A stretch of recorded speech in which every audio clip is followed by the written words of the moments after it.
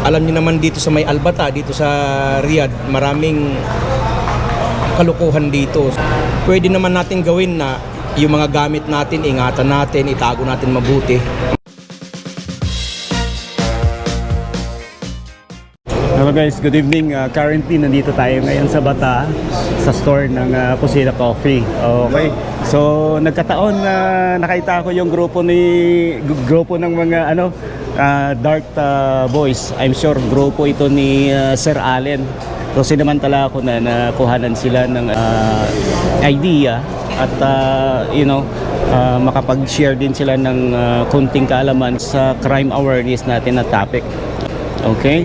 So, isa-isahin po natin sila, sir. Didisturbuhin muna kita. Ayun. Ako po si Deng Karim. Ayun. Deng Karim Igkampong po, dito po sa membro ng Dart Club dito sa Expat Darters of Saudi Arabia. Oh, yun. Opo. Katunayan po, ito po, tapos ng laro, nakatambay muna kami dito sa Albata sa may Telemani Building. Magandang gabi po sa inyo lahat. Ang gusto kong itanong kay sir, this is regarding sir sa crime awareness natin. Alam naman natin na medyo rampant ngayon yung tinatawag natin na pang-hold up, pang-snatch. Kahit dito sa Bata, maraming nagaganap yung mga ganyan.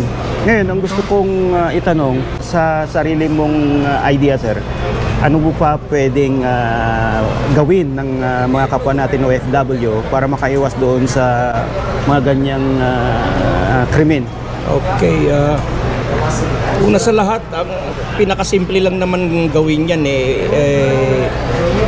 alam natin kung anong sitwasyon dito sa Bata, halo-halo yung mga tao. Pwede naman natin gawin na yung mga gamit natin, ingatan natin, itago natin mabuti. At huwag tayo magpakita ng kung may pera kayo o may mga anumang gamit naka-display. Alam niyo naman dito sa may Albata, dito sa Riyadh, maraming kalukuhan dito sa area na to. Alright. Yun lang po ang magandang gawin doon. Iwasan po natin na i-expose yung mga valuable items ng mga bag natin. Kailangan hanggat maaari wag natin na i-expose. So laging gumamit tayo ng mga durable na gamit, especially sa mga bags. Yan sir, madalas ganun Pag naka-expose na simple kang i-snatch, talagang yan ang binibiktima nila. So napaganda po ng advice na sir. Lalo na sa mga babae. Iyon. Okay. So, sir, baka mayroon kayong isa-shoutout ha? Shout out mga kalodi. Ngayon.